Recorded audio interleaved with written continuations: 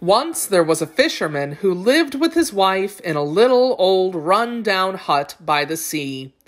Every day the fisherman went down to the sea to fish.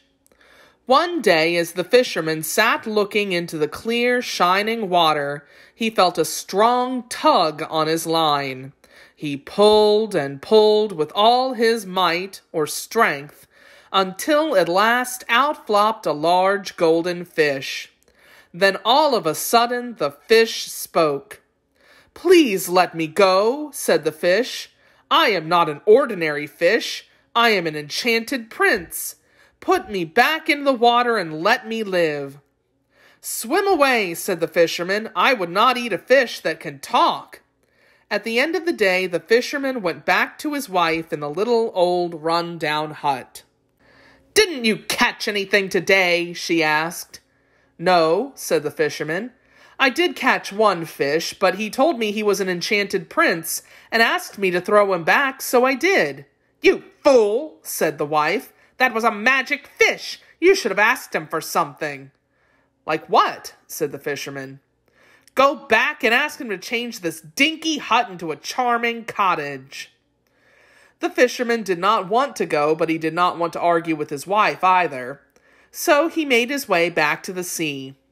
When he arrived, the water was no longer clear and shining. It was dull and greenish.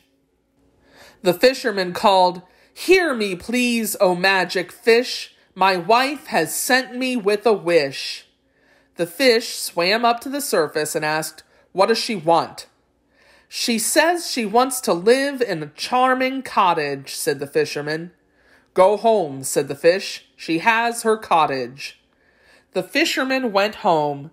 Sure enough, there was his wife standing in the doorway of a charming cottage. The cottage had a little front yard with a garden and some chickens and a goose pecking at the ground. Inside there was a living room, a kitchen, a dining room, and a bedroom.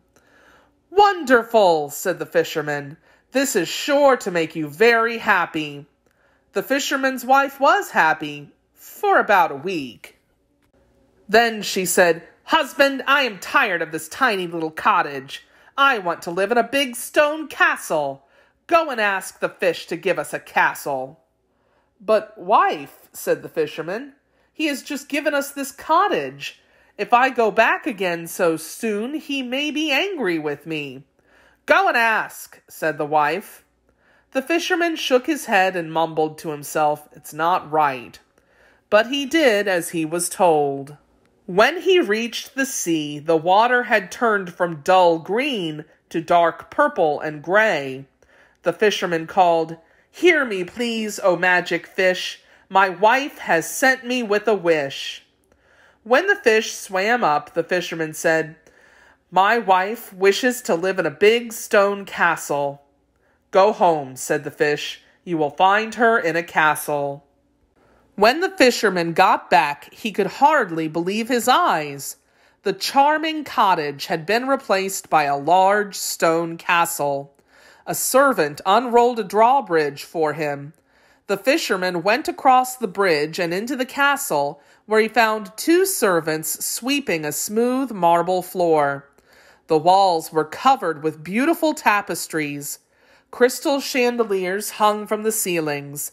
His wife stood in the center of the room, next to a table piled high with delicious foods. "Now indeed you will be content," said the fisherman to his wife.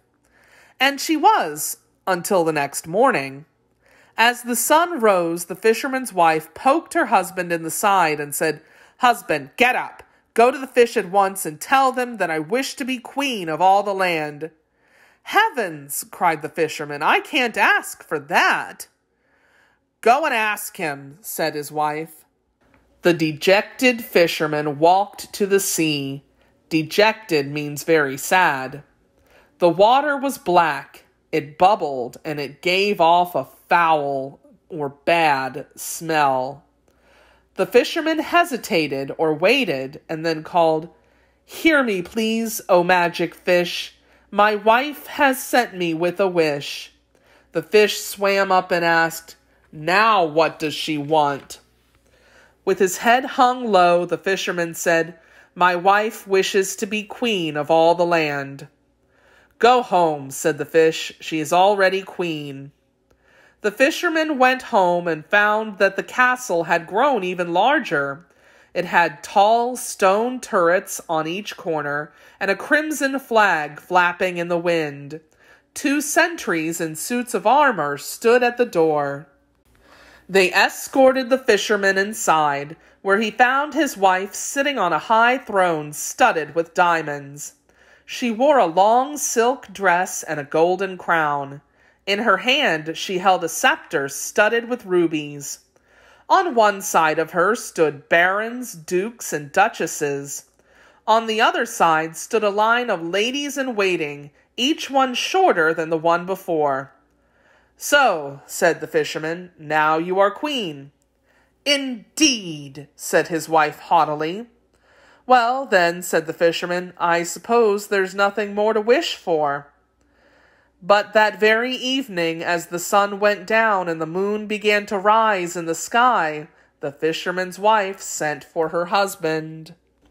"Husband," she bellowed, "it displeases me that the sun and moon will not rise and set at my command. Go to the fish and tell him I must have the power to make the sun and the moon rise and set whenever I choose. See that it is done immediately." The fisherman walked back to the sea. He felt sick all over and his knees knocked together nervously. At the seaside, thunder roared and lightning flashed. Huge dark waves crashed on the shore. The fisherman had to shout, "Hear me, please, O magic fish! My wife has sent me with a wish." The fish swam up and asked, "What does she want?"